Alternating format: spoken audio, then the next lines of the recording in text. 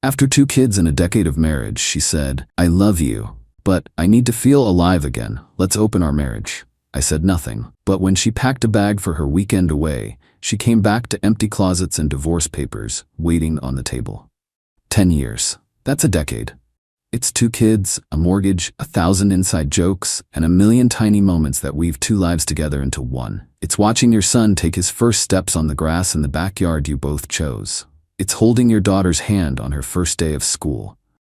It's the comfortable silence of knowing someone so well you don't need to speak. I thought our life was a fortress, built brick by brick, with shared memories and sacrifices. I was wrong.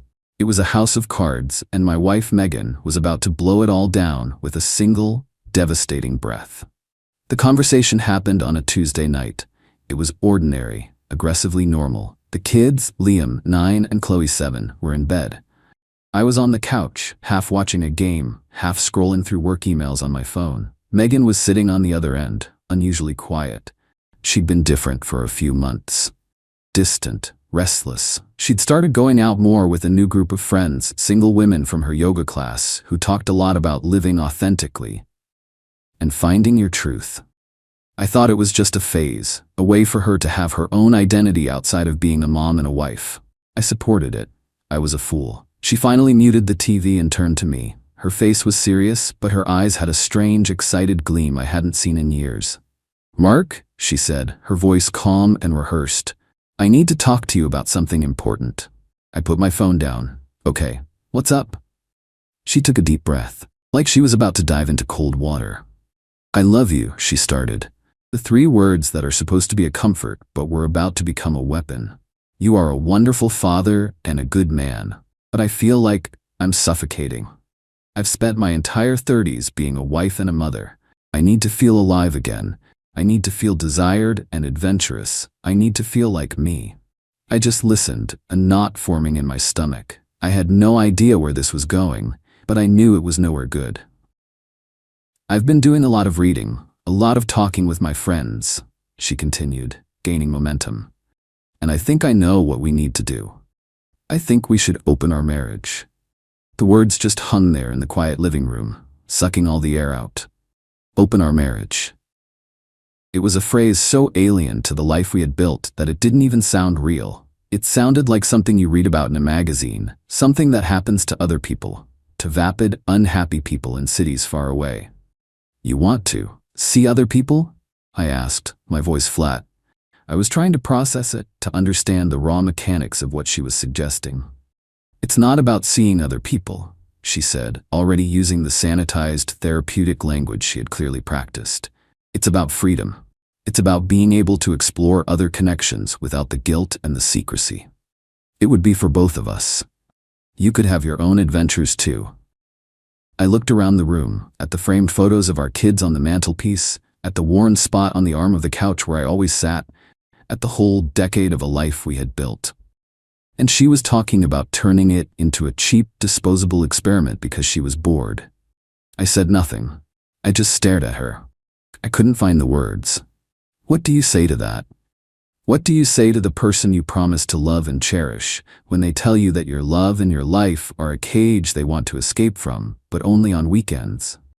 My silence made her impatient. "Mark, say something," she said, her voice taking on an edge of frustration. "This is me being honest with you. This is me trying to save us, to bring some excitement back into our lives before we just fade away into nothing." I still said nothing. My mind was a roaring storm of betrayal and pain, but on the outside I was a statue. I was thinking about the nights I'd stayed up with a sick Chloe, the weekends I'd spent coaching Liam's soccer team so she could have a break, the promotion I turned down because it would have meant more travel and less time at home. The 1,000 sacrifices, big and small, that you make for your family, for your wife. And this was the return on that investment. A request for a hall pass. She took my silence as weakness. She saw it as me being overwhelmed, scared. She was half right. I was scared, but not of losing her. I was scared of the man I was about to become. She finally stood up, a look of pity on her face. "Look, I know this is a lot to take in," she said, patting my knee like I was a child. "Why don't you sleep on it? I'm going away this weekend with the girls. A little spa trip. Let's talk about it when I get back, okay? She walked out of the room, leaving me alone in the silence. Sleep on it. She thought I was going to spend the next few days agonizing, weighing the pros and cons, and probably, pathetically, agree to her insane terms just to keep her. She had no idea. The man she married, the quiet, dependable, safe man, had died in that conversation. A different man was sitting on that couch. A man who had just been handed a declaration of war and was already planning his response. She wanted to feel alive. I was about to make feel something else entirely. Update 1. It's been 5 days. 5 days since my wife of a decade detonated our life and then packed a bag for a spa weekend. To her, I'm the sad, broken husband, sitting at home, waiting for her to return so we can talk. In reality, I've just executed a 5-day plan of logistical and emotional warfare with the precision of a military operation. Thanks for the support on the first post. The comments confirmed what I already knew. This wasn't a negotiation. It was an eviction. The morning after our talk, Megan was a different person. She was light, cheerful, almost giddy. She thought she had broken through, that she had successfully planted the seed of her new, exciting life. She packed her weekend bag, humming to herself. She kissed the kids goodbye, telling them, "Mommy just needs a little break to recharge." Then she came to me. "I'm glad we're talking about this," she said, her voice full of fake sincerity.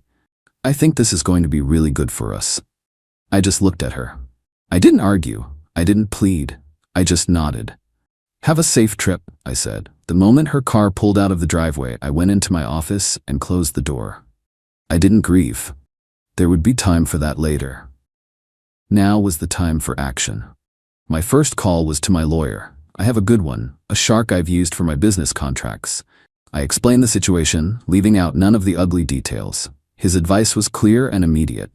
Establish myself as the stable parent, secure housing, and file for divorce on the grounds of irreconcilable differences, seeking primary physical custody of the children. My second call was to a real estate agent. I told her I needed a furnished, short-term rental, available immediately. A 3-bedroom house in a good school district, preferably with a yard. I told her money was no object, but speed was. Within 2 hours, she had 3 options for me. I chose one, a clean, modern house about 20 minutes away. I signed the lease digitally and paid the deposit and first 3 months' rent on the spot. My third call was to my sister Laura. She's a rock. I told her everything. She didn't say "I told you so," though she could have. She never liked Megan. She just said, "What do you need?" I told her I needed her help for the next 48 hours. She said she was on her way. While I waited for her, I sat down with my kids. This was the hardest part of the entire ordeal. I didn't lie to them. I told them an age-appropriate version of the truth. "Mom and I are having some grown-up problems," I said, my voice steady. "And we're not going to be living together anymore. For right now, you and I are going to move to a new house, just for a little while. It's going to be an adventure." Liam, my son, is a smart kid. He looked at me and asked, "Is Mom coming with us?" "No, buddy," I said. "Not right now." Chloe, my daughter, started to tear up. I pulled her into a hug. "It's going to be okay," I whispered. "I promise. I'm not going anywhere." Laura arrived and the real work began. We were a whirlwind of activity. We packed, not everything, just what was ours. My clothes, my books, my office, and everything for the kids. Their clothes, their toys, their posters from their walls, the glow-in-the-dark stars from their ceilings. I took the photos from the mantelpiece. I took the kids' artwork off the fridge. I was systematically removing the family from the family home. Laura was ruthless. She'd hold up an item and ask, "Yours or hers?" If it was mine, it went in a box. If it was hers, it stayed. The house began to feel cavernous, empty. All that was left was Megan's stuff. Her clothes still hanging in the closets, her makeup on the bathroom counter, her yoga mat by the bed. It was a museum of a life that was already over. We hired a moving company for a same-day emergency job. They loaded our lives into a truck. By Saturday evening, 48 hours after she left for her spa weekend, we were in the new house. It was strange and empty, but it was ours. Laura helped me set up the kids' rooms first so they would have a sense of normalcy. We put their posters on the new walls. We made their beds. That night, after the kids were asleep in their new rooms, Laura and I sat in the unfurnished living room eating pizza off a cardboard box. "Are you going to be okay?" she asked me.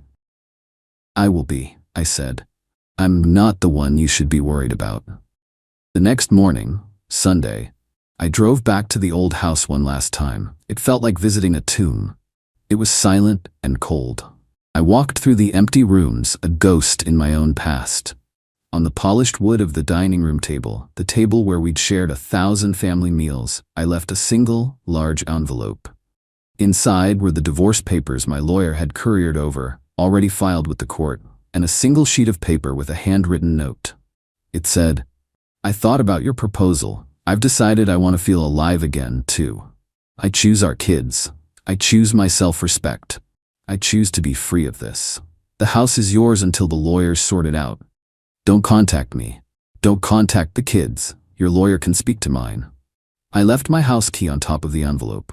I walked out the front door and didn't look back. I drove to my new house, my new life. She's due back from her trip in a few hours. She's expecting to walk back into her comfortable life, ready to negotiate the terms of her betrayal. She's about to find out that the man she thought was too scared to leave didn't just leave. He took the entire world with him. Final update. The end wasn't a single explosion. It was a series of controlled demolitions that leveled the entire life my ex-wife thought she had. The past month has been a blur of legal meetings, setting up a new home, and most importantly, being a constant, stable presence for my kids.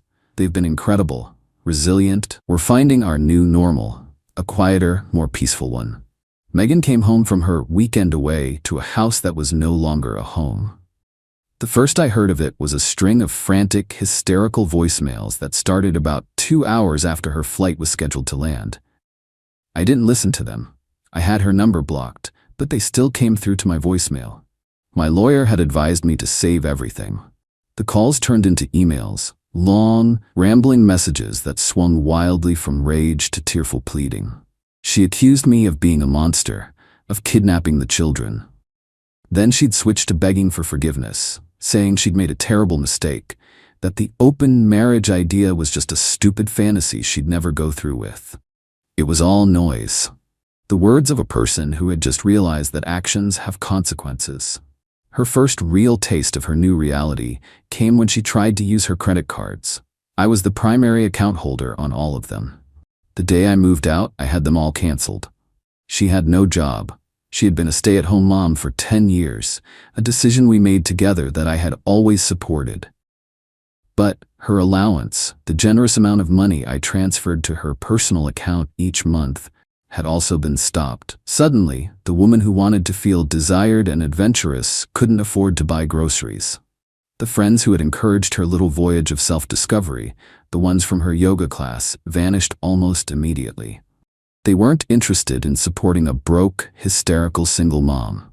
Their brand of authenticity didn't include dealing with the messy fallout of a divorce. She was forced to hire a lawyer, probably with money borrowed from her parents. And that's when her fantasy world collided with the brick wall of legal reality. Her lawyer, seeing my income, probably promised her the world: the house, primary custody, a massive alimony, and child support settlement. But my lawyer was better prepared. We had the first preliminary hearing last week. I was there. She was there, looking thin and exhausted, a shadow of the vibrant woman who had left for her spa weekend. She wouldn't look at me. Her lawyer argued that I had acted rashly and cruelly, abandoning the family home and traumatizing the children. My lawyer calmly presented our case. He showed that I had secured a stable, appropriate home for the children in the same school district. He provided the signed lease and proof of rent paid. He then presented a motion to grant me temporary primary physical custody on the grounds that Megan had, by her own admission and actions, chosen to prioritize her personal adventures over the stability of the family, effectively abandoning her children for a weekend tryst. Her lawyer was blindsided. "My client went on a spa weekend with friends," he sputtered. My lawyer just raised an eyebrow. "Is that what she told you? We have evidence suggesting otherwise." He then submitted a file to the judge. I had hired a private investigator. It was a move I hated, but one my lawyer insisted on. He had tracked her. The spa weekend was not with her friends. It was with one man, a personal trainer from her gym. They hadn't gone to a spa. They had gone to a boutique hotel 2 hours away. The file contained photos. It contained hotel receipts. It was irrefutable. The judge looked through the file, her expression hardening. She looked at Megan, whose face had gone completely white. She looked at Megan's lawyer, who looked like he'd just been punched in the gut. The judge's ruling was swift and brutal. She granted me temporary sole physical custody of the children. She granted Megan supervised visitation twice a week at a court-approved facility. She ordered Megan to vacate the family home within 30 days, as it was a premarital asset that I owned outright. She ordered a full financial review and a custody evaluation. In 15 minutes, a judge had systematically dismantled every lie Megan was trying to build her case on. The final crushing blow came with the "someone else" from the title of this story. After the hearing, Megan finally realized she had no cards left to play. That night, she drove to my new house. She stood on the doorstep, ready to beg, ready to plead, ready to do whatever it took to get her old life back. I wasn't home. I was taking the kids out for pizza. But my sister Laura was. She had been staying with us, helping me get the kids settled, a constant loving presence in our new life. Laura opened the door to find Megan standing there, tears already streaming down her face. Megan started in on her speech, how sorry she was, how she couldn't live without me and the kids. Laura just held up a hand and stopped her. "He's not here, Megan," she said, her voice calm but firm. "This is his home now, with his children. You're not welcome here." And in that moment, Megan finally understood. The home wasn't just four walls. It was the family inside it. And I had built a new one, with the people who truly loved and supported me and my children. The someone else living in my place wasn't a new lover. It was my family, my real family. She just stood there, on the outside looking in, at the warm, happy life she had so carelessly thrown away. She had wanted to feel alive. Now, she was just a ghost, haunting the edges of a life that had moved on without her. She turned and walked away. The divorce is still proceeding, but the outcome is clear. I will have my children, I will have my life, and she will have her freedom. The freedom to be alone, the freedom to be broke, the freedom to live with the consequences of her choices, forever. It's a ruthless kind of justice, I suppose, but it's the one she chose for herself.